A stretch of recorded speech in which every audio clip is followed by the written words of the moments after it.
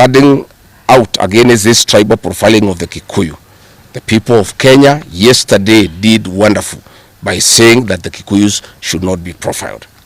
This morning, I've seen Ruto covering and wailing in uncontrollable anger. Mr. Ruto, excessive anger is not a solution. I want, with a lot of humility, to advise you to stop being angry. That will not help. You need to know what you need to do because you have not been listening to the people of Kenya. The people of Kenya are more angry than you are. They are angry because you have overtaxed them. There is wanton corruption. There is abductions and extrajudicial killings. There is ethnic profiling and other ills that bedevil your administration. If you want to be calm, please abolish the housing levy and give dignity to the payslip. I have heard you saying that you cannot give jobs to the young people. Please restore the dignity of the payslip. Restore the capacity of the middle class. The middle class will give jobs to these young people. Stop killing and profiling the young people. Listen to them.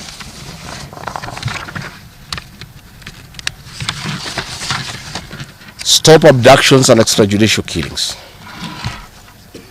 Abolish, disband the killer squad of 101 officers at Nordin Haji.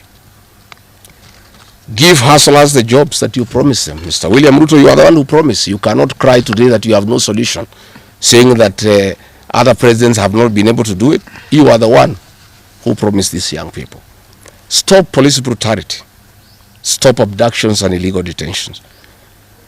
Get the hustlers from the bottom of the economic pyramid as you promised. Yes, Mr. President, we agree there were other presidents before you, as you have rightly stated, and true, they never went through what you are experiencing today. May it please you to know that the reason why Kenyans rarely had problems with them, Mwai Kibaki and Uhuru Kenyatta were guided by the Constitution and the rule of law.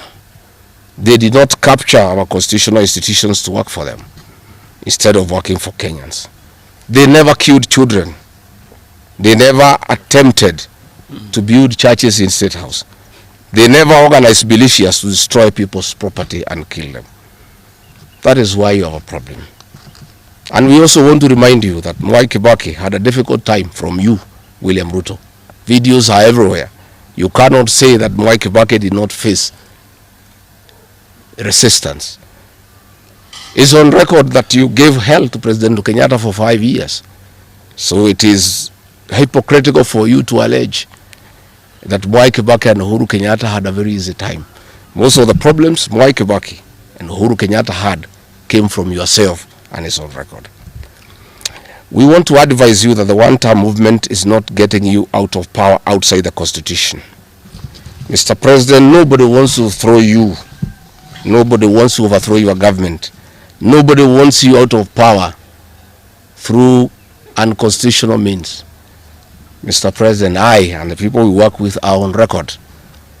We want you to remove you from State House through the ballot in 2027. This narrative you are creating that there is an attempt to overthrow your government is for you to have the opportunity to use the Terrorism Act to profile communities and to persecute leaders who are opposed to your administration. Please relax. We want you to serve your one term. Nobody wants you out of government, and constitutionally, nobody has any plan to overthrow your administration, Mr. President.